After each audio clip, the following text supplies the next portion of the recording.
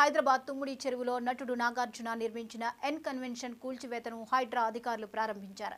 పెద్ద ఎత్తున పోలీసు బందోబస్తు నడుమ హైడ్రా రంగంలోకి దిగి కూల్చివేతను నిర్వహిస్తున్నారు.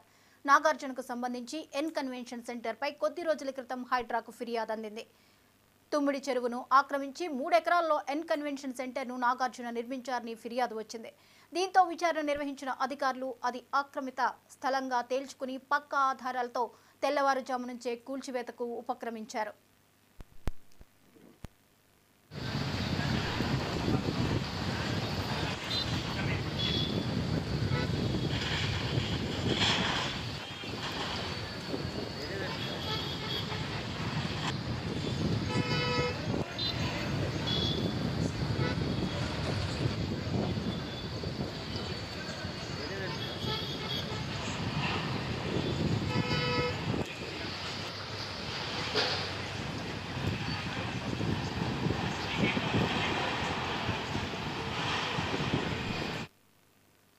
కొద్ది రోజుల క్రితమే హైడ్రా కమిషనర్ ఏవి రంగనాథన్ అక్రమ నిర్మాణాలపై కీలక ప్రకటన చేశారు.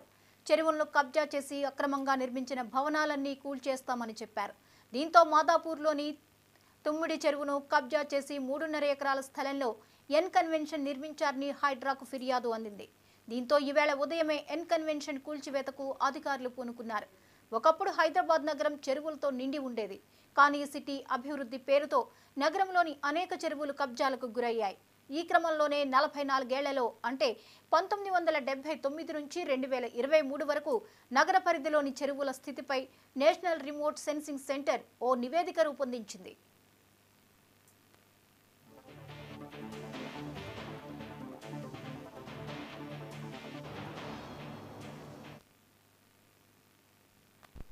శాటిలైట్ చిత్రాల ఆధారంగా 56 చెరువులకు సంబంధించిన వివరాలను హైడ్రాకు Hyderabad Disaster Response Asset Protection Agency అందజేసింది.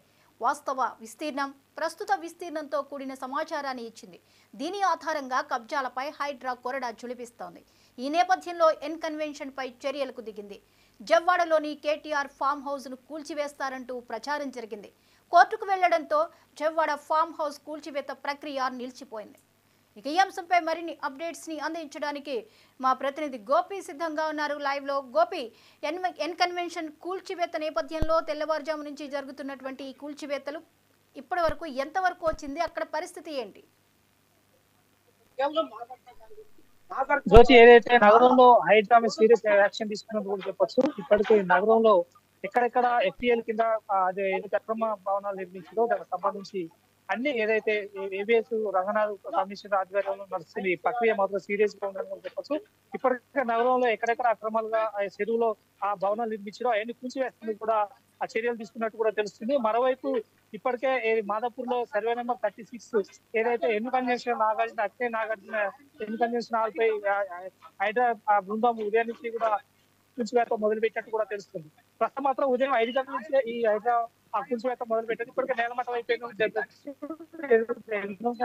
సంబంధించి అంత పూర్తిగా ఈ ప్రక్రియ పూర్తయినట్టు కూడా తెలుస్తుంది. అయితే మొత్తానికి చెప్పుకోవాలంటే ఈ సర్వే నెంబర్ 36 లో దాదాపు 20 ఎకరాల విస్తరణ ఉన్న ఈ చెరువు మాత్రం దాదాపు 8 ఎకరాలు మాత్రమే మనకి ఏదైతే నాగార్జున ఆధీనంలో ఉన్నట్టు కూడా తెలుస్తుంది.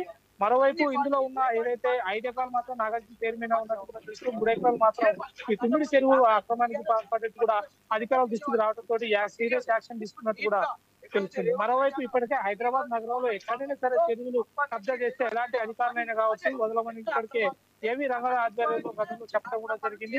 ఇప్పటికే హైదరాబాద్ అభివృద్ధి పేరుతోటి చాలా వరకు ఆ చెరువులు కబ్జాలు పెట్టిన నేపథ్యంలోనే ఇప్పటికే ఇలాంటి ప్రక్రియ ముందుకెళ్తుందని కూడా చెప్పడం జరుగుతుంది. ఇప్పుడు మనం విజువల్స్ లో చూస్తున్నాం.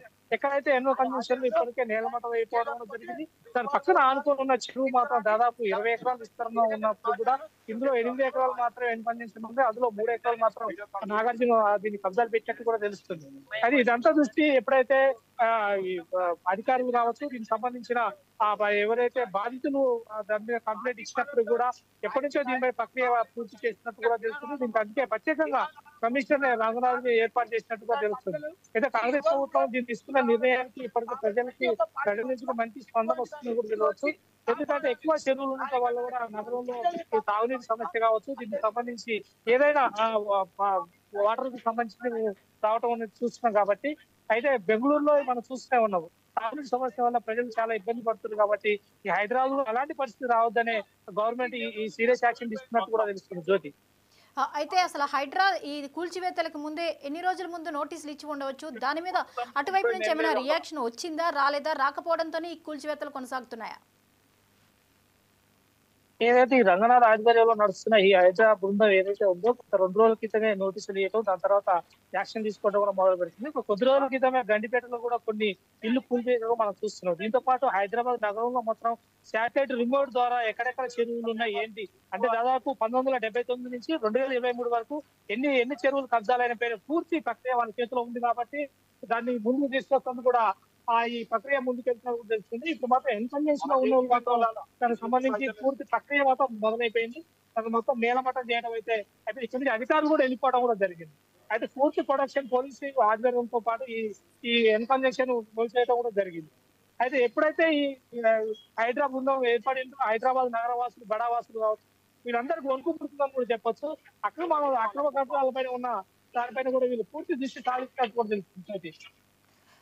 అయితే ఈ ఘటన కనుక మనం చూసినట్లయితే హైడ్రా అనేది దేనికి అతీతం కాదు, అటు రాజకీయ నాయకులదైనా సరే సెలబ్రిటీలదైనా సరే వెనక్కి తగ్గేది లేదు అన్నటువంటి సంకేతాలను ఈ రోజు ఇస్తూ కనిపిస్తూ ఉంది. మొన్న అనేక కబ్జా ప్రాంతాల్లో కూల్చినప్పటికీ కూడా ఈసారి సెలబ్రిటీలు కూడా మినహాయింపు కాదు, రాజకీయ నాయకులు మినహాయింపు కాదు అంటూ చెప్పుకుంటూ వచ్చింది, అదే పని చేస్తుంది. ఈ నేపథ్యంలో ఇక కబ్జాదారుల పరిస్థితి ఏంటి, ఇంకా ఎటువంటి ఈ కూల్చివేతలు జరిగే అవకాశాలు కనిపిస్తున్నాయి? హైదరాబాద్ లో హెచ్సిఎల్ కింద ఉన్న ఏ భూములైనా సరే ఏ భవనాలైనా సరే ఎంత పెద్ద అధికారులు ఉన్నా కూడా దీన్ని విడిచిపెట్టే ప్రశ్నే లేదని రంగనాథ్ సీరియస్ యాక్షన్ తీసుకున్నాడు. దీనికి సంబంధించి 4-5 బృందాలుగా ఏర్పాటు చేయడంతో పాటు ఎక్కడెక్కడ ఈ కబ్జాలకు పాల్పడే దానిపైన కూడా వాళ్ళు పూర్తి సమాచారం వాళ్ళ చేతిలో ఉందని కూడా చెప్పొచ్చు. అయితే దీని ద్వారా యాక్షన్ తీసుకున్నట్టు కూడా తెలుస్తుంది. మనం ఏదైతే ఇప్పుడు మాదాపూర్ లో జరిగిన సర్వే నెంబర్ 36 లో ఇంకెన్ని కబ్జాలు చెరువులో ఉన్నాయి, దీనికి సంబంధించి చుట్టుపక్కల ఉన్న బిల్డింగ్స్ ని ఏమైనా కబ్జా చేసినా దానిపైన కూడా నోటీసులు ఇవ్వడం కూడా జరుగుతుంది. అయితే 2 రోజుల క్రితం వెనకంజెన్షన్ నోటీసులు ఇచ్చినట్టు కూడా కొన్ని సామాన్లు కూడా ఇక్కడి నుంచి తీసేసినట్టు కూడా తెలుస్తున్నది. ఇప్పటికే 7 ట్రైన్లతో దీన్ని నిలబడి చేసినట్టు కూడా తెలుస్తుంది. హైదరాబాద్ నగరమే కాదు దాదాపు ఏదైతే పల్లెటూరులో కూడా కొన్ని ఏదైతే మున్సిపల్ పరిధిలో ఉన్న కొన్ని చెరువులు కూడా కబ్జా చేసినట్టు అది కాంగ్రెస్ తీసుకొచ్చినట్టు కూడా తెలుస్తుంది.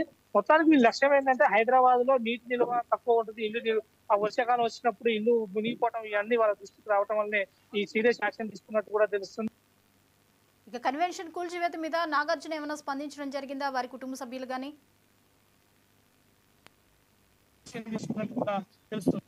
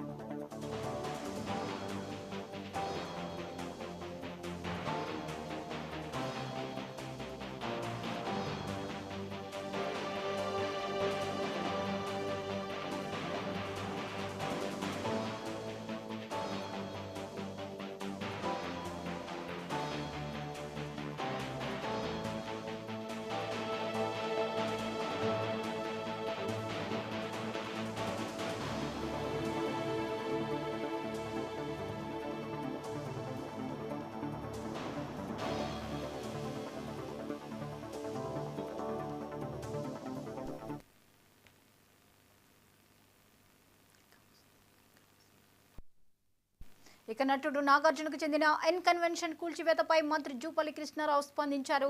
ప్రభుత్వ ఆస్తులు ఎవరు ఆక్రమించినా చర్యలు తప్పవని హెచ్చరించారు. ప్రభుత్వ ఆస్తి అంటే ప్రజల ఆస్తి అని, దానిని కాపాడాల్సిన బాధ్యత ప్రతి ఒక్కరిపై ఉందని వ్యాఖ్యానించారు.